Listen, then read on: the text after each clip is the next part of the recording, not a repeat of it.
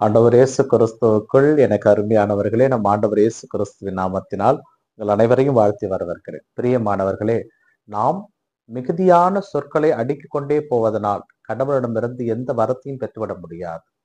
வரம் பெற்றுக்கொள்ள வேண்டுமானால் வாழ்க்கை சிறந்திருக்க வேண்டும். கிறிஸ்து இயேசுவில் மிகவும் பிரியமானவர்களே, பொது காலத்தின் 11வது வாரத்தில் வருகின்ற வியாழக்கிழமை நாம் என்று இருக்கிறோம். இன்றைய வாசக சிந்தனைக்காக நமக்கு கொடுக்கப்பட்டிருப்பது முதல் வாசகமாக புனித பவுல் கொரிந்தியருக்கு எழுதி 2ஆம் திருமுகத்திலிருந்து நமக்கு செய்தி கொடுக்கப்பட்டிருக்கிறது.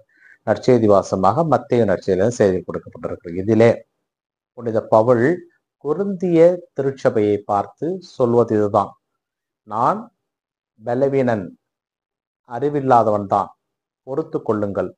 ஆனால் கிறிஸ்து என்ற மணமகனோடு உங்களுக்கு மன ஒப்பந்தம் செய்து கொடுத்திருக்கிறேன். நீங்கள் ஏவாள் எவ்வாறு பாம்பின் சூழ்ச்சியால் பாவத்தில் விழுந்தாலோ அதுபோல விழுந்து விடாமல் இயேசு கிறிஸ்துவனுடைய தூய்மையையும் அவருடைய எண்ணங்களையும் நீங்கள் பெற்றுக்கொள்ள வேண்டும் என்பதுதான் என்னுடைய ஆசை. நாங்கள் அறிவித்த நற்செய்தியை விட வேறு யாராவது ஒரு நற்செய்தி அறிவித்தால் நம்பாதீர்கள். நான் அறிவித்த இயேசு கிறிஸ்துவை விட வேறு யாராவது ஒரு இயேசு கிறிஸ்துவை பற்றி சொன்னால் நம்பாதீர்கள்.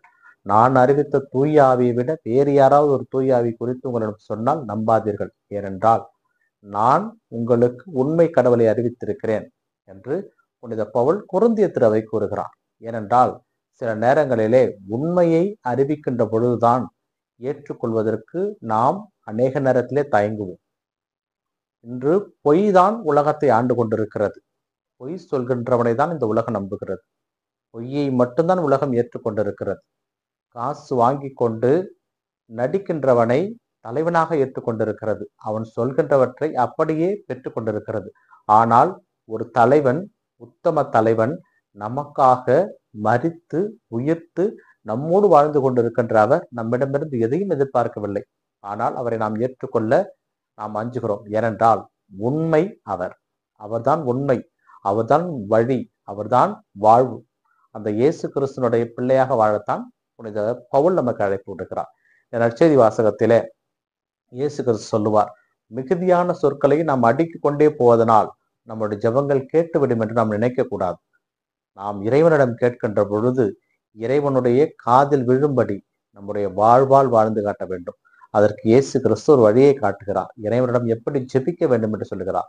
விண்ணகத்தில் இருக்கிற எங்கள் தந்தையை, உமது பெயர் தூயது என போற்ற பெறுக என்று முதலிலே தந்தையை போற்ற கற்றுக் கொடுக்கிறார், வாழ்த்த கற்றுக் கொடுக்கிறார். அதன் பிறகு தேவை என்ன என்று கேட்க கற்றுக் கொடுக்கிறார். அதன் பிறகு தங்களுடைய பாவங்களை அறிக்கையிட அவர்களுக்கு வழிவகை செய்கிறார். அதனால் கடவுளிடம் கேட்கின்ற பொழுது முதலிலே அவரை ஆராதிக்க வேண்டும், மகிமைப்படுத்த வேண்டும். அதன் பிறகு நமது தேவைகளை அவரிடம் சொல்ல வேண்டும்.